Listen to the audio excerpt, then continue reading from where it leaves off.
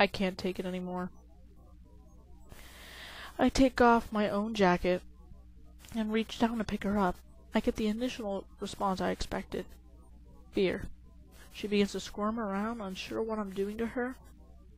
She can't fly yet, but she still flutters her wings, as in praying for a miracle to happen, that she does magically take flight. I set her into my jacket, wrap her up, so that her head is sticking out, and hold her in my arm. She continues to squirm, but then my body heat begins to finally seep through the thin jacket, and she settles down. It's all right. Let's get you somewhere warmer, huh? I smile again at her. She looks up to me with much confusion in her eyes as she tries to process what is happening. Don't worry. I'm not gonna hurt you. It's getting late, and you'll freeze out here. I think she understands me, for after I say those words, her eyes return to their normal size, and she snuggles herself more comfortably inside my jacket. She squirms a little, trying to get into a more comfortable position. I can feel her hooves and wings poking me as she shifts. Then, top it off, she rests her chin onto my arm and lets out a deep sigh, closing her eyes to drift off to sleep. My heart explodes for a third time. The entire walk back, I keep an eye out for other people who could pass me. I don't want anyone else to see her. I have no way of knowing how they would react. As usual, though, I don't see a single person. It's midnight by the time I get home. Fortunately for us both, I had turned on my porch light, otherwise I might have passed it. Begin one of the few occupied homes on the block meant a lot of darkness. The city even stopped running power to street lights, so that made it all the more difficult. I glanced down at the filly, who continued to sleep in the jacket as I carried her. She was no longer shivering, and felt quite warm. I walked up to my porch, careful not to make much noise as I get my keys out. Unlocked the 2 bolts, the master lock, and finally the doorknob, and opened my door. It is dark inside, due to me leaving while it was still light out. With a flick of a switch, the single bulb in the hallway comes to life, shedding some light into the living room. Most of the furnishings are my parents'. Then again, so is the house. I became the owner of it after their passing, and have done what I can to keep it that way. Still, with the filly Rainbow Dash in my arm, I walk into the living room. As I pass my family portrait, I greet it with a, "Hello, Mom. Hello, Dad." I know they aren't there, but knowing that they loved me, and I loved them, helps me stay sane, and to keep going in my miserable life. As I enter the room, I can feel stirring in my arm. She had woken up, most likely when I turned on the light, and is now getting antsy. With no idea what to do or how to tackle the situation, I set her down on the couch. Immediately, she jumps up out of the jacket and looks around, already investigating her surroundings. I continue to watch her as she explores the couch, then continues to the coffee table. "What are you doing here in my world?" I didn't mean to ask that out loud, but it just sort of happens every now and then. Only seeing my few friends once in a great while, I find myself talking too. Well, myself a lot. I don't own a pet, because that just means more money to dish out, and I'm already struggling as it is. From my question, the only response is another blank look on her face. She tells me she has no clue either. Then again, what else should I expect from a filly that can't even talk yet? "Are you lost?" The moment the words left my mouth, her ears fall and she looks to the ground. Oh. The realization strikes that she has no clue what she is going on, where she is, who I am, or anything else. She's beyond the word lost. She is misplaced. Well, until something happens, I guess you can stay with me. I see how she lifts her head up, ears starting to erect once again. And she looks at me with worry. My words didn't sound encouraging, so I throw on a smile as I speak. Don't worry. I'm sure whatever brought you here will fix itself within time. We just gotta wait. Is that alright? I'm not sure why I asked that, but it seems to do the trick. Her ears perk up and she smiles. The next few hours are spent giving her the grand tour of my house. Nothing amazing to see. And I avoid taking her into my bedroom out of the fear that the large amounts of dirty clothes would swallow her up. Afterwards, I give her something to eat.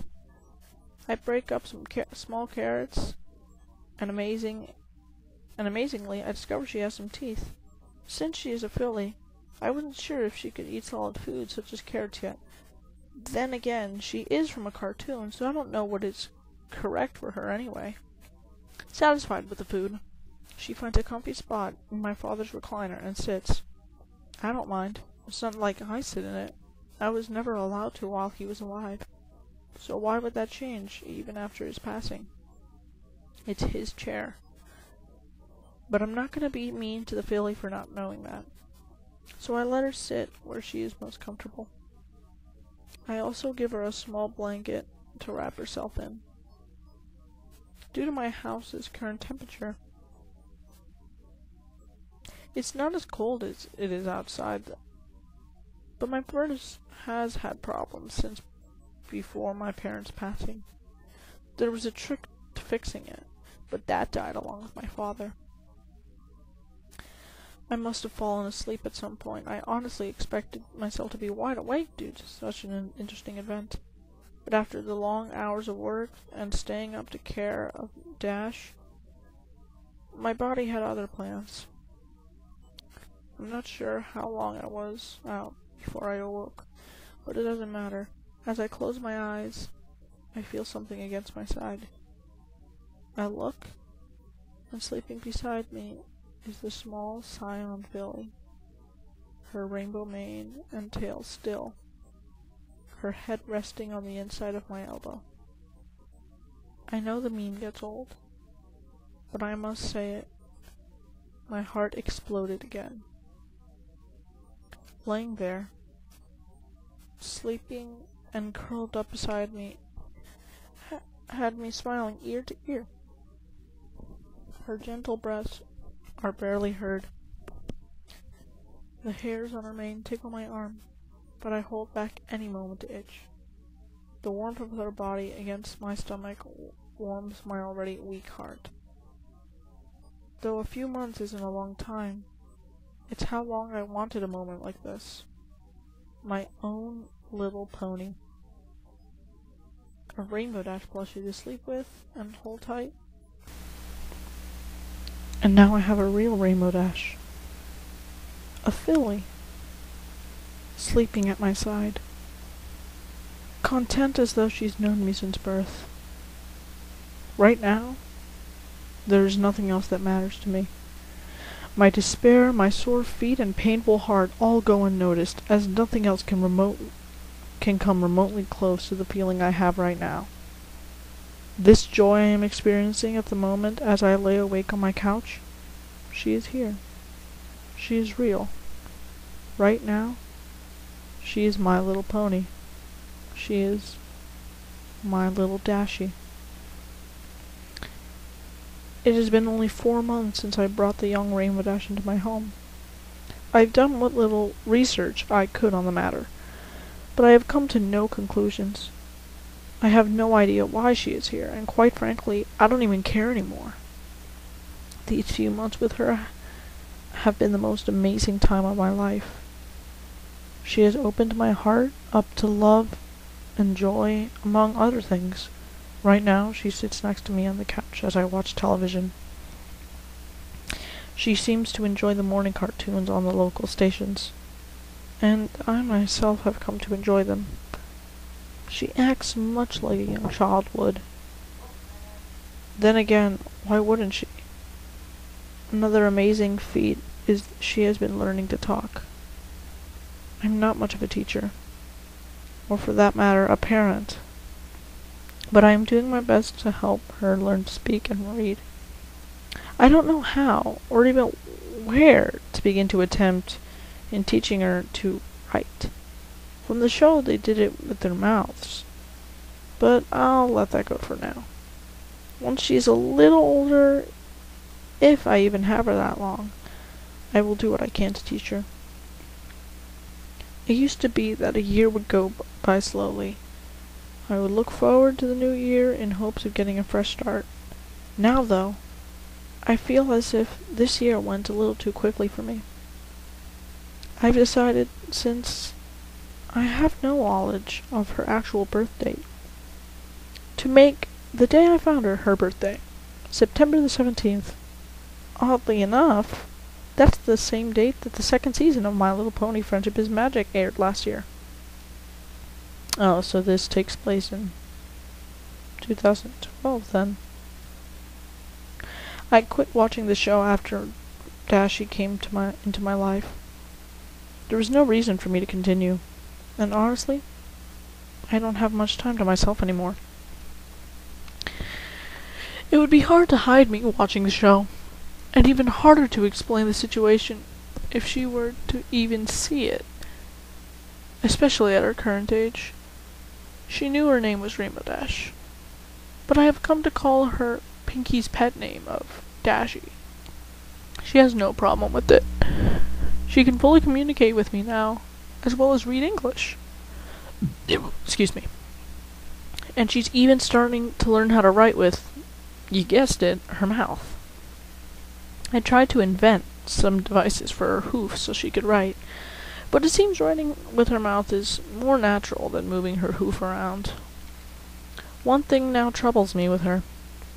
Every day, she sits at a window, looking outside, and I'm not worried about her being seen by passerbys. I'm on a dead-end street, so that's the least of my worries. Still, though, she doesn't say anything to me yet. I can see hunger for fresh air in her eyes. I can't keep her in here her entire life. Ha! I keep talking like she's going to be here forever. It isn't true. One day, someday, she will return home. Whether it'll be a simple poof and she's gone, or through some magical spell and Twilight shows up and takes her home to fix everything. In my heart, I hope that never happens. In my head, I know it will. It's just a matter of when. I do hope to get her outside soon. I've been checking out some of the abandoned lots and former parks on my walks and from work, seeing where the best location would be to take her. Oddly enough, it seems the park I had played at growing up is the best option. It shall be then. I shall take her to the park. How will I get her there? She's still relatively small, so she can be hidden inside a jacket or something. Tomorrow is supposed to be nice anyway.